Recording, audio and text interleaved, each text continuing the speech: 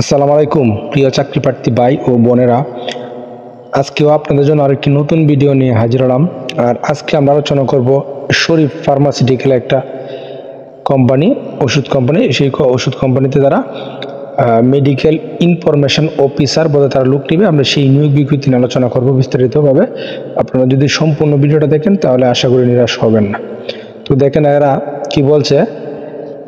আপনার এই পদের জন্য কোয়ালিফিকেশনের কথা কি বলা হয়েছে, গ্রাজুয়েটেড ইন এনি ডিসিপ্লিন, অর্থাৎ আপনি আর্টস কমার্স সায়েন্স যে কোনো হোক একটা থেকে আপনি গ্রাজুয়েশন ডিগ্রি অর্জন করতে হলেই হবে, এবং বয়স থাকবে 32 বছর, এবং 32 বছর নিচে যারা ফ্রেশ ক্যান্ডিডেট আছেন, যারা নতুন আছেন, তাদের 32 বছরের নিচে। এবং কি রেসপন্সিবিলিটির কথা কি বলা হয়েছে, promote products to generate prescription from health care profession and achieve sales target, অর্থাৎ আপনাকে এখানে ওই আপনার যে ওষুধটা সেটা কি আপনার ডাক্তারের কাছে প্রমোট করতে হবে, এবং আপনার যে সেলস যে টার্গেট সেটা পূরণ করতে হবে। এবং এডিশনাল রিকোয়ারমেন্ট কি লাগবে, আপনাকে যে কোনো বাংলাদেশের যে কোনো জায়গায় কাজ করে মন মানসিক করে থাকতে হবে, এবং স্মার্ট হার্ডওয়ার্কিং এবং good communication skill both in English আর বাংলা, অর্থাৎ আপনাকে কঠোর পরিশ্রমী হতে হবে, এবং আপনার দক্ষতা এবং যোগাযোগ দক্ষতা বাংলা ইংরেজি অবশ্যই উভয়টাই ভালো থাকতে হবে। এবং তারা কি অফার করতেছে, প্রফেশনাল ওয়ার্কিং এনভায়রনমেন্ট, অ্যাট্রাকটিভ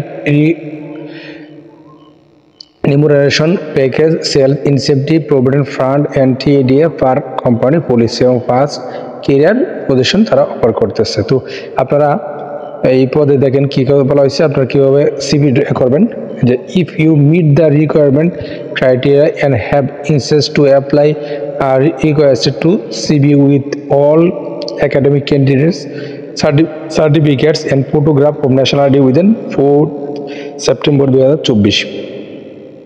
আপনারা এই ইমেলে পাঠাবেন, এই ঠিকানা human resource department, Sharif pharmaceutical limited, house নং 15/6, road 15 new 33 old, Dhanmondi, Dhaka 1209, Bangladesh. একটা ইমেল দেওয়া আছে, আপনারা ইমেলে যোগাযোগ করবেন। এই ইমেলে আপনারা অবশ্যই ঠিকানাটা পাঠাতে পারেন। তো আশা করি বিষয়টা বুঝতে পারছেন। আর নিয়োগটা সম্পর্কে ভালোভাবে খোঁজ খবর নিয়ে তারপরে বুঝে শুনে অবশ্যই আবেদনটা করে ফেলবেন। ধন্যবাদ সবাইকে।